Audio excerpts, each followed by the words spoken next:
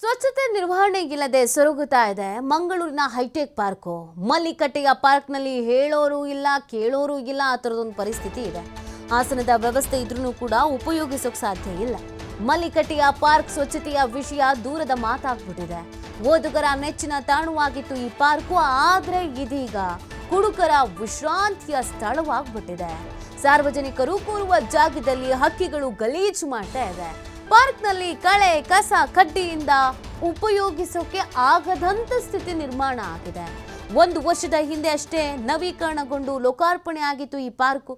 70 ಲಕ್ಷ ರೂಪಾಯಿ ವೆಚ್ಚದಲ್ಲಿ ನಿರ್ಮಾಣಗೊಂಡಿತ್ತು ಈ ಪಾರ್ಕು. ಆದರೆ ಈಗ ಆ ಪರಿಸ್ಥಿತಿಯಲ್ಲಿ ಇದೆ. ನೀವು ದೃಶ್ಯದಲ್ಲಿ ಗಮನಿಸ್ತಾ ಇದ್ದೀರಲ್ಲ ಯಾವ ಪರಿಸ್ಥಿತಿಯಲ್ಲಿ ಇದೆ ಅಂತ. ಎಲ್ಲಿ ನೋಡಿದ್ರೂ ಕಸ. ಇದನ್ನ ನಿರ್ವಹಣೆ ಮಾಡೋರು ಯಾರೂ ಇಲ್ವಾ? ಯಾರಿದ ನಿರ್ವಹಣೆ ಮಾಡಬೇಕಾಗಿತ್ತು? ಯಾಕೆ ಕಣ್ಮುಚ್ಚಿ ಕೂತಿದ್ದಾರೆ? ಸುಮ್ಮನೆ ಈ ಥರ ನಿರ್ಮಾಣ ಮಾಡಿ ಬಿಡುವಂಥ ಅವಶ್ಯಕತೆ ಏನಿತ್ತು? 70 ಲಕ್ಷ ಅಂತ ಹೇಳಿದ್ರೆ ಆ ದುಡ್ಡಿಗೆ ಬೆಲೆ ಇಲ್ವಾ? ಇದೀಗ ಸಾರ್ವಜನಿಕರು ಕೂಡ ಅಸಮಾಧಾನವನ್ನು ವ್ಯಕ್ತಪಡಿಸ್ತಾ ಇದ್ದಾರೆ. ಪಾರ್ಕ್ ಇದೆ ಹೇಳೋದಕ್ಕೆ, ಆದರೆ ನಾವು ಅದನ್ನು ಬಳಕೆ ಮಾಡ್ಕೊಳ್ಳೋಕ್ಕಾಗ್ತಾ ಇಲ್ಲ ಅಂತ ಅಸಮಾಧಾನವನ್ನು ವ್ಯಕ್ತಪಡಿಸ್ತಿದ್ದಾರೆ.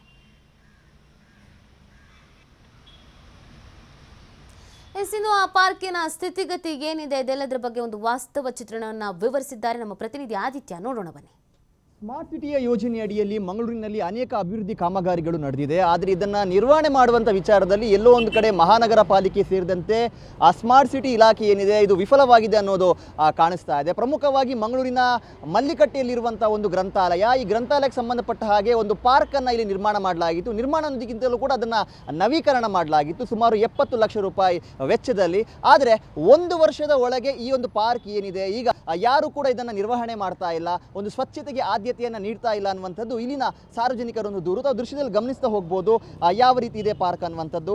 1 ವರ್ಷದ ಹಿಂದೆಯಷ್ಟೇ ಈ ಒಂದು ಪಾರ್ಕನ್ನು ಇಲ್ಲಿ ನವೀಕರಣಗೊಳಿಸಿ ಒಂದು ಸುಂದರ ರೂಪರೇಷೆಯನ್ನು ಕೊಟ್ಟು ಒಂದು ಗ್ರೀನರಿಯಿಂದ ತುಂಬಿ ತುಳುಕುವಂತೆ ಮಾಡಲಾಗಿತ್ತು. ಆದರೆ ಈಗ ವರ್ಷ ಕಳೆಯುವ ಮುನ್ನವೇ ಇದನ್ನು ನಿರ್ವಹಣೆ ಮಾಡೋದಕ್ಕೂ ಕೂಡ ಗತಿ ಇಲ್ಲದಂಥ ಪರಿಸ್ಥಿತಿ ಇಲ್ಲಿ ನಿರ್ಮಾಣವಾಗಿರುವಂಥದ್ದು. ಒಂದು ಕಡೆಯಿಂದ ಸ್ವಚ್ಛತೆಗೆ ಆದ್ಯತೆ ಇಲ್ಲ.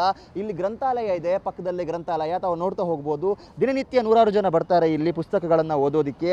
ಆದರೆ ಸ್ವಲ್ಪ ಹೊತ್ತು ಪಾರ್ಕ್ನಲ್ಲಿ ಕೂತ್ಕೊಂಡು ಸಮಯವನ್ನು ಕಳೆಯೋಣ, ಮಕ್ಕಳನ್ನು ಮನೆಯವರನ್ನ ಕರ್ಕೊಂಡ್ಬಂದು ಇಲ್ಲಿ ಸಮಯವನ್ನು ಕಳೆಯೋಣ ಅಂತ ಬಂದರೆ ಇಲ್ಲಿ ಕೂತ್ಕೊಳ್ಳುವಂಥ ಜಾಗದಿಂದ ಹಿಡಿದು ನಡೆದಾಡುವಂಥ ಜಾಗದುದ್ದಕ್ಕೂ ಕೂಡ ತ್ಯಾಜ್ಯಗಳನ್ನು ಗಮನಿಸ್ತಾ ಹೋಗ್ಬೋದು. ಒಂದು ಕಡೆಯಿಂದ ನಿರ್ವಹಣೆ ಇಲ್ಲ. ಇಲ್ಲಿ ಹಕ್ಕಿಯ ಪುಕ್ಕಗಳೆಲ್ಲವೂ ಕೂಡ ಬಿದ್ದು ಒಂದು ರೀತಿ ಏನು ಗಲೀಜಾಗಿರುವಂಥ ಒಂದು ವಾತಾವರಣ ಇದೆ. ಇರುವಂಥದ್ದೇ ಒಂದು 3-4 ಆಸನ.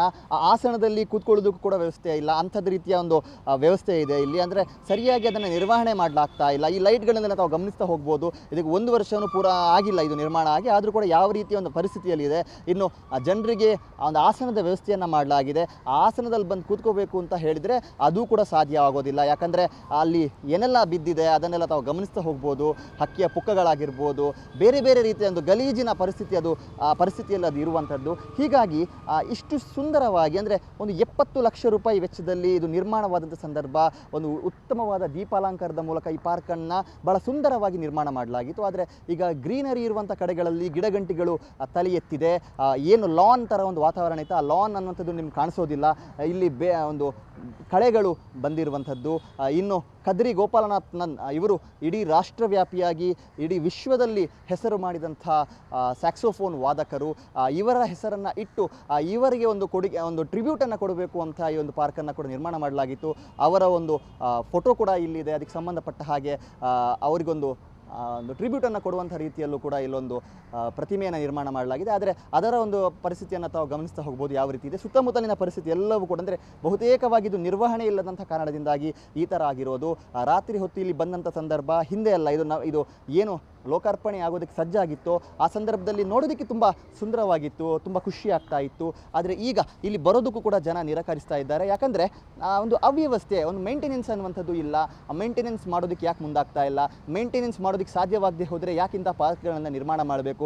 70 ಲಕ್ಷ ರೂಪಾಯಿಯಷ್ಟು ಹಣವನ್ನು ಯಾಕೆ ಖರ್ಚು ಮಾಡಬೇಕು? ಇದೆಲ್ಲವೂ ಕೂಡ ಇಲ್ಲಿನ ಜನರಾಗಿರಬಹುದು, ಏನು ಸಾರ್ವಜನಿಕರು ಇಲ್ಲಿಗೆ ಭೇಟಿ ನೀಡ್ತಾರೆ, ಓದುಗರು ಯಾರು ಭೇಟಿ ನೀಡ್ತಾರೆ ಅವರದ್ದೆಲ್ಲ ಒಂದು ದೂರಾಗಿದೆ. ಹಾಗಾಗಿ ಸ್ಮಾರ್ಟ್ ಸಿಟಿ ಸೇರಿದಂತೆ ಮಂಗಳೂರು ಮಹಾನಗರ ಪಾಲಿಕೆ ಏನು ಸಾರ್ವಜನಿಕರ ಹಣದಿಂದ ಈ ಒಂದು ಪಾರ್ಕನ್ನು ನವೀಕರಣಗೊಳಿಸಿದೆಯೋ ಅದನ್ನು ಅದೇ ರೀತಿ ನಿರ್ವಹಣೆ ಮಾಡಬೇಕು, ಮತ್ತೆ ಇದಕ್ಕೆ ಜೀವಕಲೆಯನ್ನು ತುಂಬಬೇಕು ಅನ್ನುವಂಥದ್ದು ಎಲ್ಲರ ಆಗ್ರಹ. ಕ್ಯಾಮರಾ ಪರ್ಸನ್ ಕೃಪೇಶ್ ಜೊತೆ ಆದಿತ್ಯ TV5 ಮಂಗಳೂರು.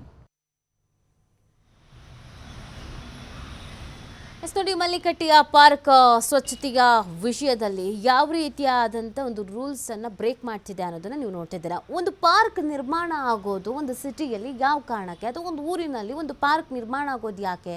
ಜನರಿಗೆ ಒಳ್ಳೇದಾಗಲಿ, ಅವ್ರು ಅದನ್ನು ಬಳಕೆ ಮಾಡಿಕೊಳ್ಳಿ ಅಂತ.